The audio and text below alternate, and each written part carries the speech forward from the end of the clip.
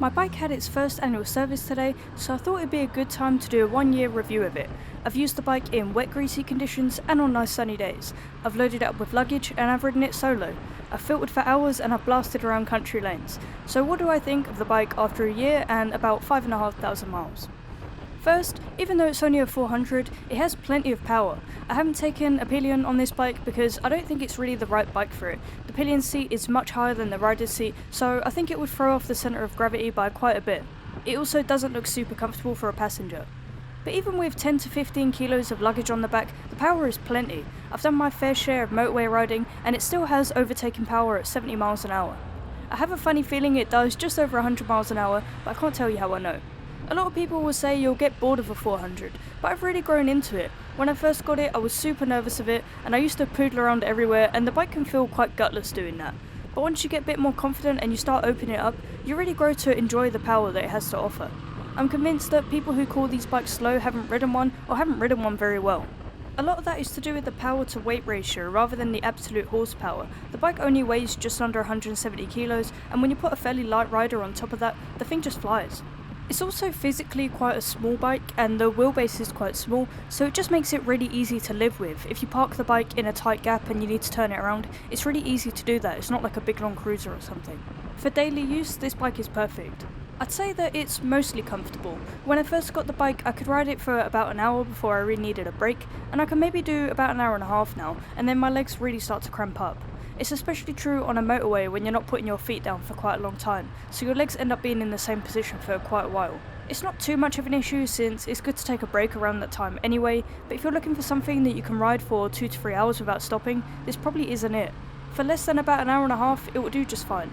When I first got the bike too, I found that I was sliding into the tank because the seat's at a bit of an angle, and that wasn't very comfortable. I'm used to it now, and I'm not sure if that's because the seat has broken in a bit or I've just adjusted my riding position, but it wasn't great when I first got the bike. I find that the skinny foot pegs aren't great for long distance because it puts extra pressure on your feet and eventually it just gets uncomfortable. Again, if you're looking for something to do more long distance touring, definitely look for something with wider foot pegs. The clutch is super light, which is great for beginners, but when I'm trying to make more technical turns, I'd actually prefer the clutch to be a bit more precise. I feel like the biting point goes on for ages, so it's really hard to get the clutch exactly where you want it when you're trying to make tight turns. You get used to it, but a lot of people do make the clutch stiffer on the Z400 and the Ninja 400, and I don't think it would be a bad move. For me, I'm going to keep it stock because the lightness really helps to reduce fatigue when you're commuting and doing a lot of filtering, but every now and then I do wish for a bit more responsiveness. Maintenance is pretty cheap.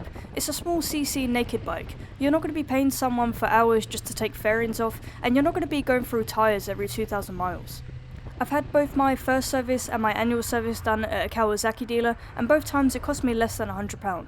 If you're happy to work on your own bike, you'll probably spend about £40 to £50 on oil and parts, and maybe about an hour of your time.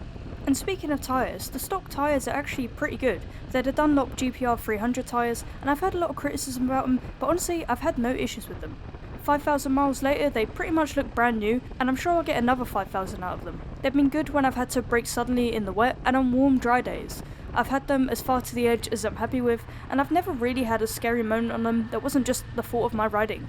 I'll probably replace them with something different when the time comes, just so I can feel what a different set of tyres feels like, but if I had to get the same ones again, I'd be pretty happy with that.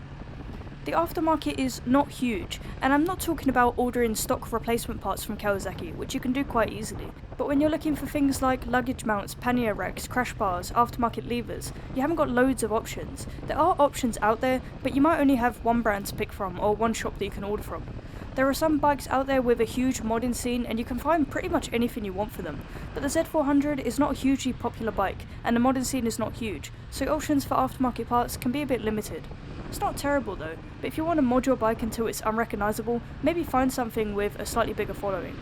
A lot of the time it helps to search for Ninja 400 parts since that bike is a lot more popular and most things should fit on the Z400 too, but it's not true for everything. Fuel range and fuel economy are unsurprisingly pretty good. I usually get around 66 or 67 miles to the gallon, and that's mostly in city riding and fun riding where I'm not trying too hard to be super efficient, but if I take it on the motorway I can get around 70 miles to the gallon.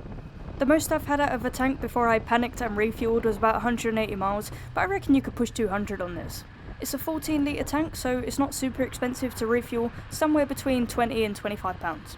I got used to the mirrors eventually, but I did go on a little bit of a journey with them. First, I tried mirror risers, which didn't really help. Then I tried bar end mirrors, and I had the stock and the bar ends on for quite a long time, before I decided which I prefer. I decided to stick with the stock ones eventually. I'm not a very broad-shouldered person, and I feel like half the mirrors are cut off just looking at my arms, so if you're any bigger than me, you might have an issue seeing out of them.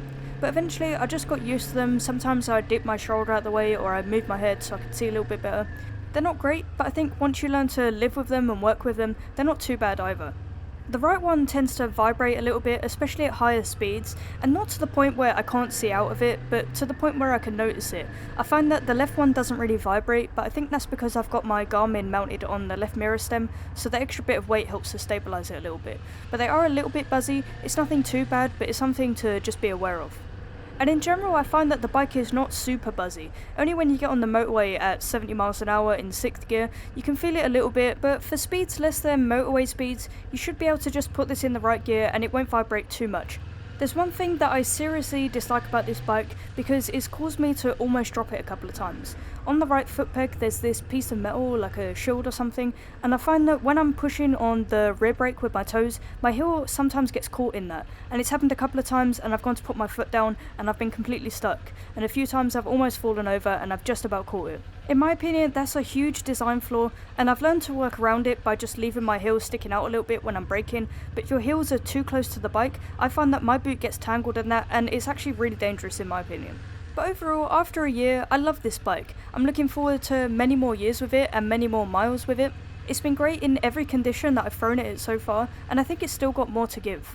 Let me know if there's anything else you want to know about the bike, and in the meantime, safe riding, and I'll see you guys in the next one.